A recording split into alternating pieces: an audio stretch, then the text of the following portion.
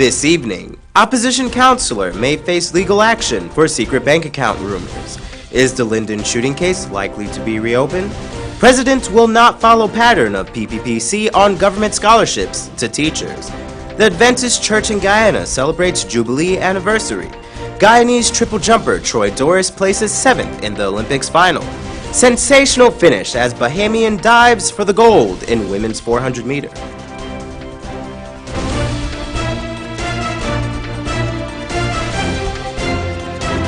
From Safetv headquarters in South Rival Gardens, this is Safetv Headline News with George Gonzalez. Headline News is now being streamed live on our YouTube channel, as well as our website, safetvguyana.com. Join us. City Hall is likely to take legal action against an opposition councillor for putting the council in disrepute by spreading false information that City Hall has 4 secret bank accounts. Andrew Weeks reports. Town Clerk Royston King said the mayor and City Hall is a public entity and the council has no secrets and nothing to hide. And we couldn't have 4 secret bank accounts when in the first place we don't have any money. What are we going to put in these accounts? The second thing, if the councillor knows for sure that there are 4 secret bank accounts, then he should tell us, 1, the banks at which these accounts are being held and the number of these accounts. King said he has written to the PPC councillor Bishram Kupin to submit the information to the council so that they could carry out their own investigations.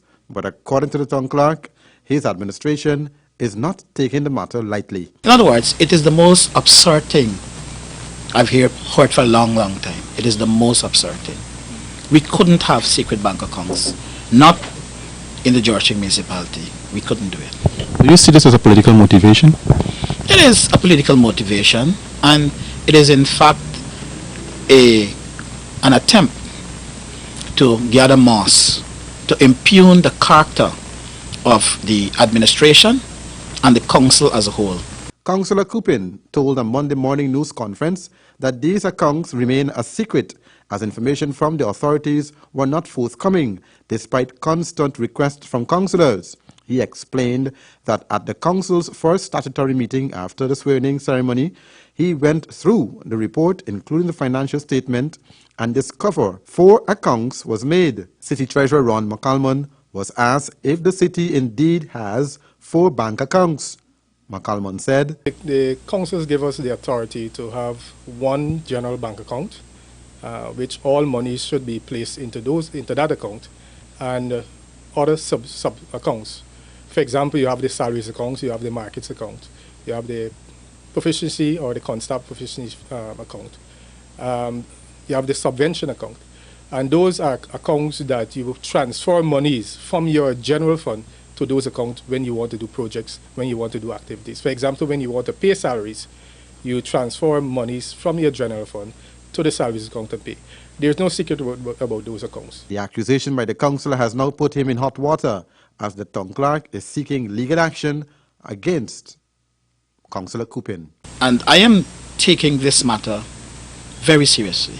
I'm taking it very seriously. I've already contacted our attorneys. I've already spoken to Her Worship about this matter and the chairman of the finance committee, and we are viewing this matter very seriously.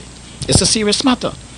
The councillors are not taking the time to read reports and to study minutes.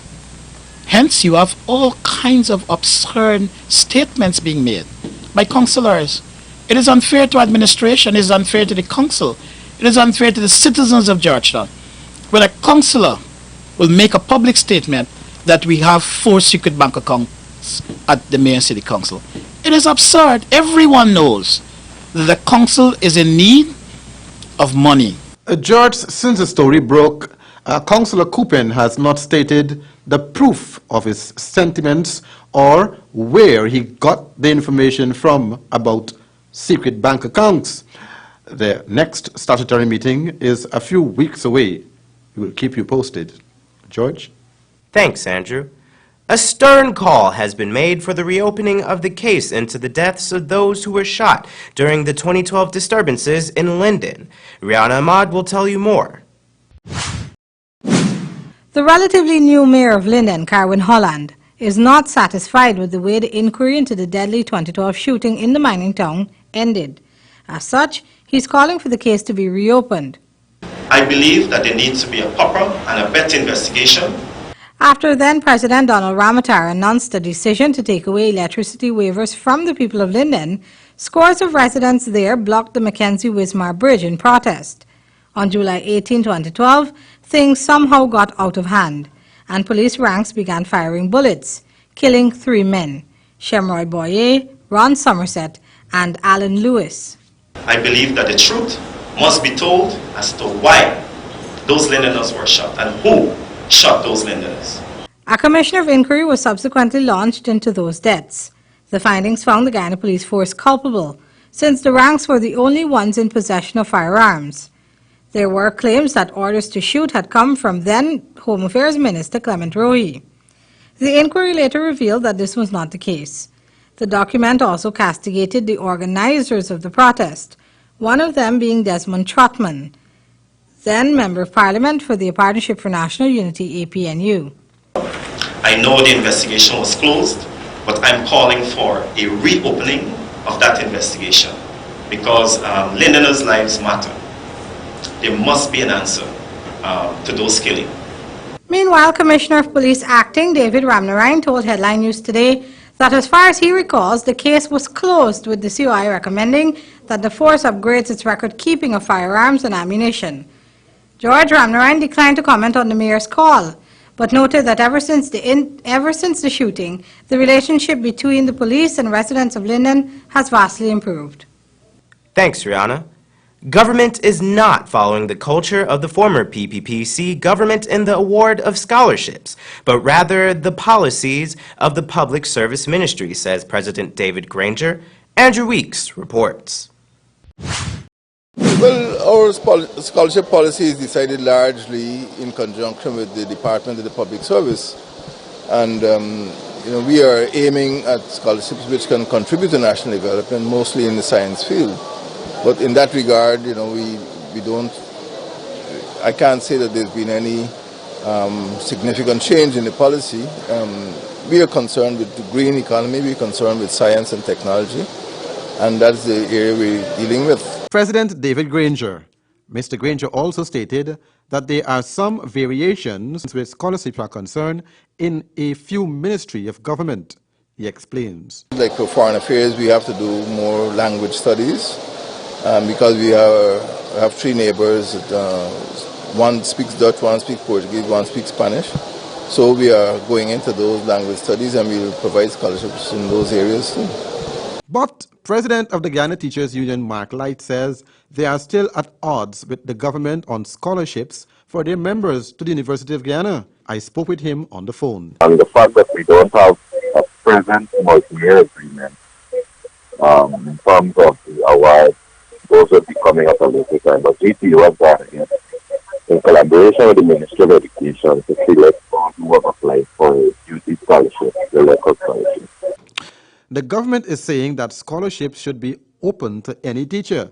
The union is bargaining for teachers who are members of the union. The government had wanted to award 30 teachers university scholarships, while the union bargained for 50. That amount is still to be negotiated. I asked GTU President if his members were willing to take up President David Granger's offer to have teachers fill the Science and Foreign Language Scholarship Award. Light said, Yeah, we would like our teachers to benefit from whatever scholarship they can get for enhance their qualifications with foreign languages and so on. George, it is not clear how soon persons will fill out those application forms for foreign language and the science field, and how soon the government and the GTU will agree on the amount of teachers for university scholarships. The question is, how much longer the nation will have to wait while both sides decide on the way forward. George, back to you. Thanks, Andrew. Coming up on Headline News after the break. Rohi opposes Minister of Home Affairs' decision on gun licenses. And work progresses on the road from Ogle to Eccles on the East Bank. Everybody knows John Lewis Styles as the Levi's and Dockers store. But did you know we're also an authorized dealer for Nautica, Perry Ellis, US Polo, Natural Issue, Joffrey Bean, and many others. We also carry the Bruno and Drill brands, who are actually the makers of Express shirts, at half the price of Express. So the next time you think of men's clothing, shoes, and accessories, there's only one choice. John Lewis Styles. Simply different. Get your back-to-school supplies at Colors. Backpacks from Nike and G-Tech, K-Swiss and Levi's in black. Getting gear for back-to-school is always a task, but Colors has the back-to-school sale for you. When you purchase, write your name, address and telephone number on the back of your coupon and drop it in the box. School bags, boots, everything you need for back to school. Enter and win Monster headphones, 2 phablets, 1 mountain bike. School vouchers accepted. 225-9980. With a distinctive flavor, Umda Palka ghee is made from 100% pure vegetable oil. This Palka ghee is a delight when preparing sweetmeats and other dishes for healthy cooking with a rich buttery taste and aroma. It is used for religious purposes and is a principal fuel for burning. Umda Palka ghee is light, pure, with a real ghee texture. When you think back-to-school shopping, think clearance. Get your boys in shoes for school in brands like Timberland, Reebok, Land Rover LRX, and more. While for your girls, there are Hush Puppies, Clarks, LRX, and many others. What about backpacks? Get long-lasting brands like Swiss Brand, JanSport, Nike, and Kenneth Cole, including Police and Dockers pants for boys, all at clearance. For quality clothing at affordable prices, clearance, always keeping you in style. It's slipping through our hands, we're sinking in the sand.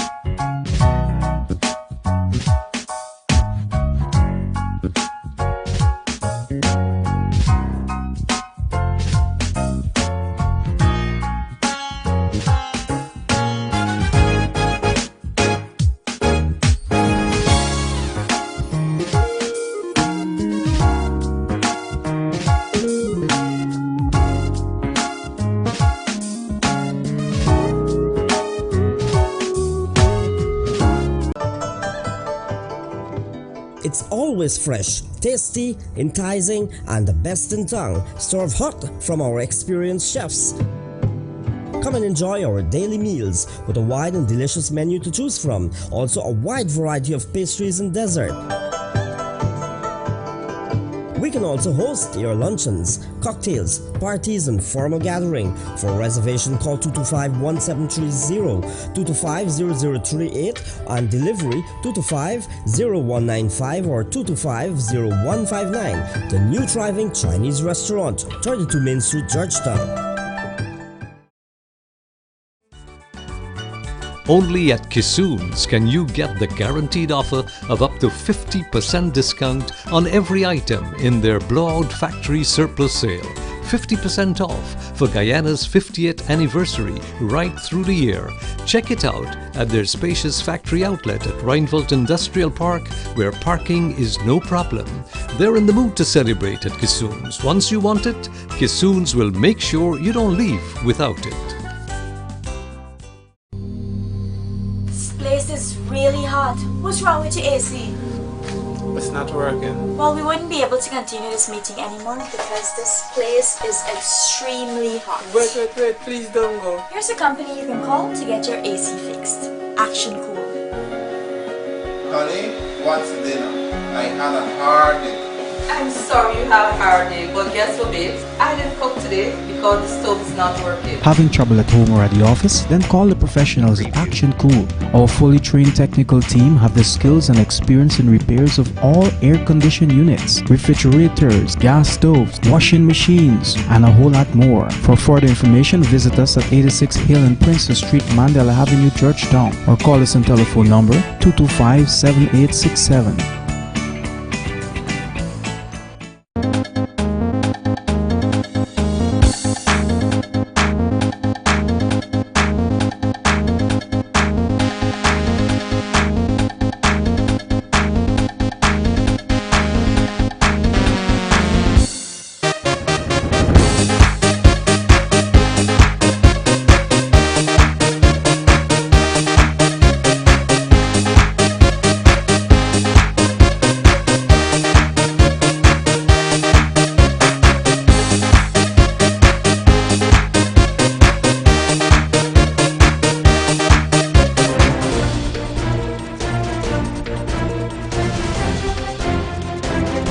Former Home Affairs Minister Clement Rohi opposes the decision made by Minister of Public Security Kemraj Ramjatan to launch a widespread recall of gun licenses, further saying that the police have no authority to do so. Lisa Hamilton reports. Recently, Public Security Minister Kemraj Ramjatan has reiterated his strong belief that there are too many guns on the street. The minister said that in collaboration with the Guyana Police Force and other agencies, crime information systems will be set up to aid in the determination of whether persons are still legally eligible to possess firearms. Minister Ramjatan says the process will commence in the coming months, stating that currently there are persons who are depressed, ill-motivated, mentally unstable, and no longer eligible to have weapons who are shooting themselves and others.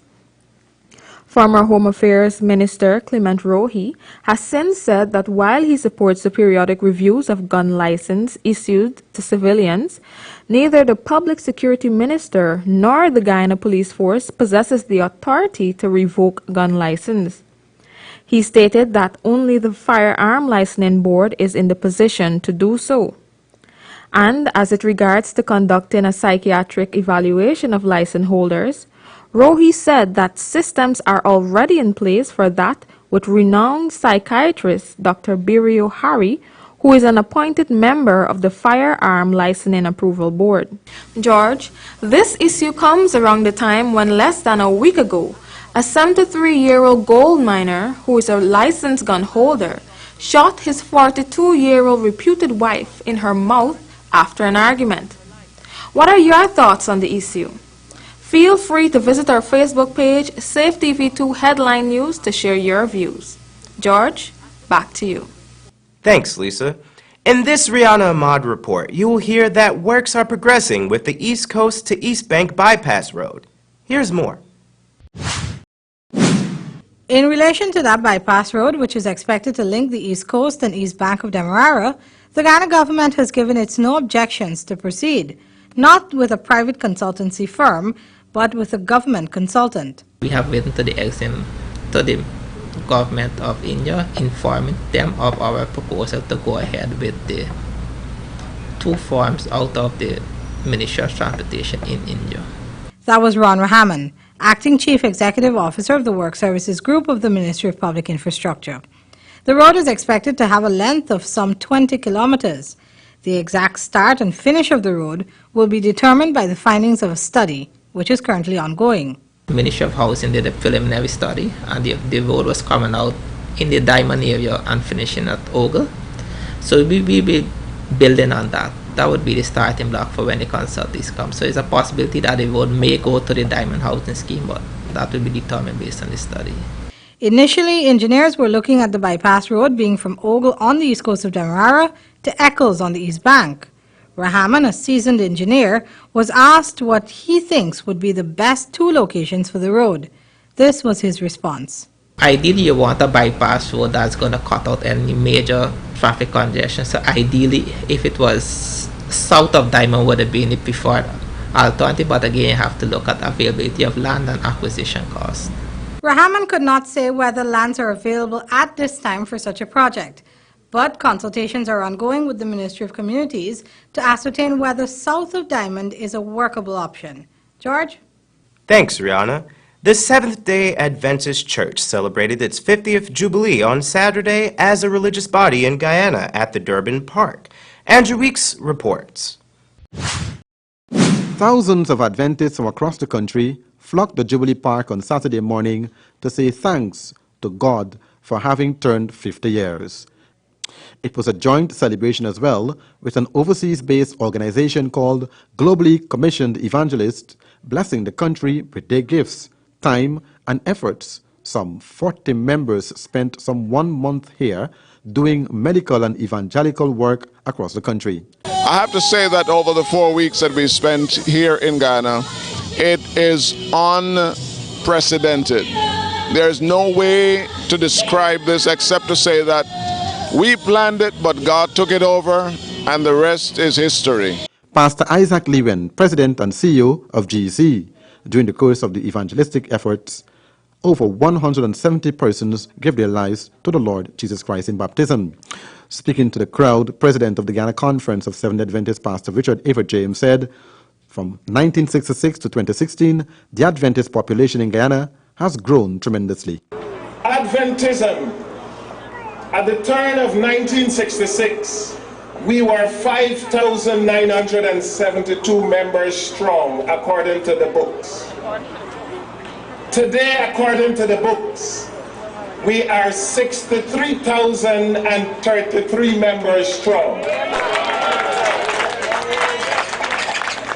President James also stated that organized churches in the 10 administrative regions of Guyana have also grown.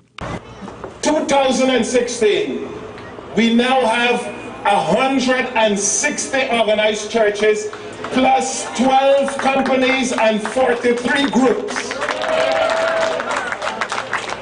And by the way, I have been traveling around this conference, and some of the churches that we have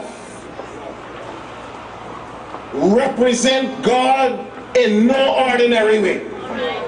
If you walk into Bath Settlement and you look at the floor and you look at the ceiling, if you go to Bethel in Linden, if you go to Peter's Hall, if you go to Gethsemane, just to name a few, and not leaving out the mighty Central. These are churches that we are proud of. The Adventist Church in 1966 existed in 13 districts across the country. Today, the church can boast of having 27 districts. In 1966, there were 17 ministers working across the country. By comparison, in 2016, President James said, we have more ministers than we have ever had in the history of the conference, 50 ministerial workers.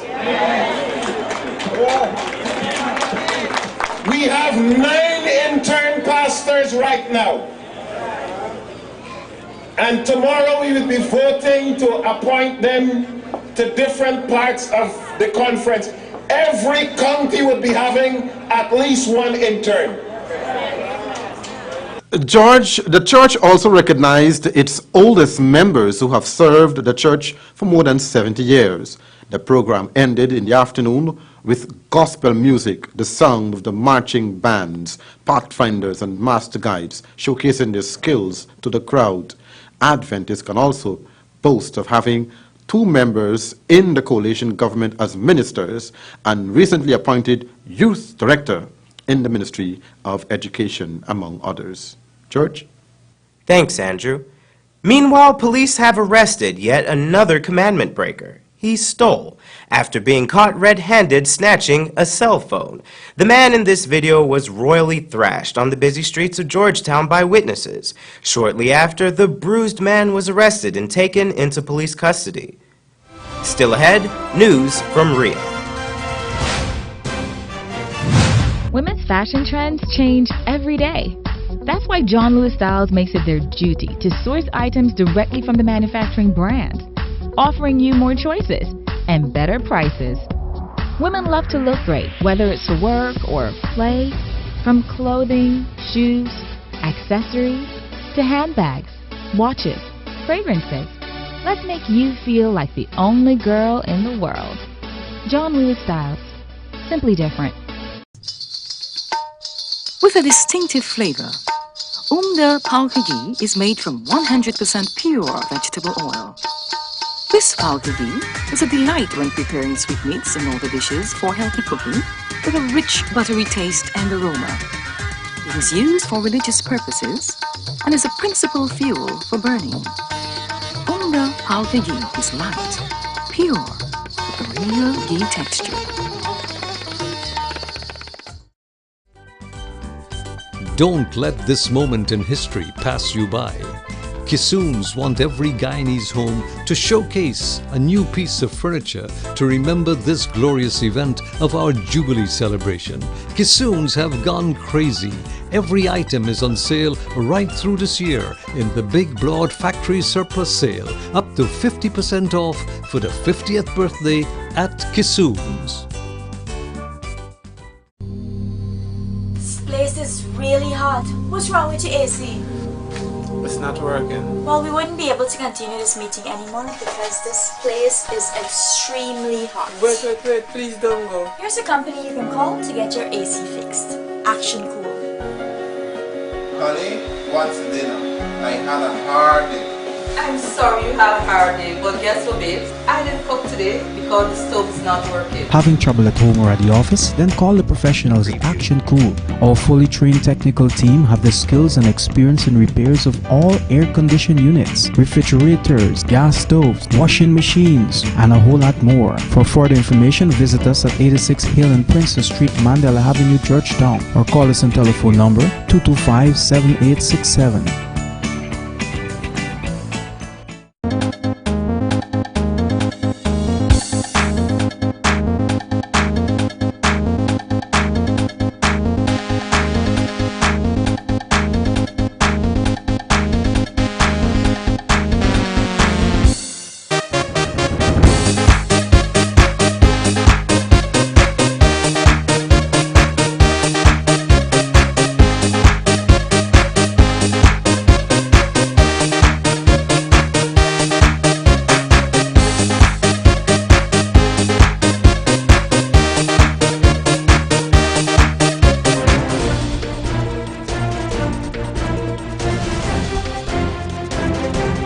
In news from Rio, Guyana has finally made it into an aspect of the 2016 Olympics being held in Rio. Rihanna Ahmad has more for us in this report. Congratulations to Troy Doris. He was competing a little bit earlier. He finished 7th in his field. He was dominated by the Americans. The best jump of 16.90, a little way off his PB. Troy Doris triple jumped his way into the finals of the 2016 Olympic Games that are ongoing in Rio. Yesterday, he did not emerge as the owner of one of those coveted medals, but he did make his country proud by securing the 7th position. He was interviewed by ESPN. Yeah, my family's gonna be, over excited. The amount of effort and time and since I was a teenager they put into this, it's all coming together for them, so they're gonna be excited. Guyana's gonna be excited as well, having the first finalist. So I'm excited to hear what they have to say. Doris, whose parents are Guyanese, resides in the United States and trains in Chicago. The 27-year-old is believed to be the number 3 world-ranked triple jumper. He is Guyana's historic entry to the men's triple jump finals of the Olympics. George, the other athletes representing Guyana are Brunessa Thompson, Alia Abrams, and Winston George. Director of Sports Christopher Jones told Headline News today that he was quite proud and will do everything he can to better equip Guyanese athletes for the Olympics. Thanks, Rihanna. Some call it a leap of faith, others a plunge of desperation. This was the reaction after Bahamian Shawnee Miller dived seconds before the finish line in order to beat Allison Felix in the women's 400-meter finals at this year's Rio Olympics. Lisa Hamilton has more. The video showed 22-year-old Bahamian-born Miller seemingly plunging for the win, finishing just 0.07 of a second ahead of Felix, a 6-time Olympic medalist. Miller's horizontal finish has since stirred controversy on social media with questions as to whether the dive was made intentionally or whether her legs give away. Her coach was quick to dispel rumors of cheating, stating, "She gave everything she had and her legs give out at the line. It was not intentional." One final surge. Here comes the finish line. It'll be tight. It will be a dive by Miller for the line. As she and Felix came to the finish together, I think she got it. Scores of Bahamians nonetheless stick with Miller, saying that she has made the Bahamas proud, as well as a number of foreign supporters. Felix, however, was devastated with the results and said that, "It hurts right now.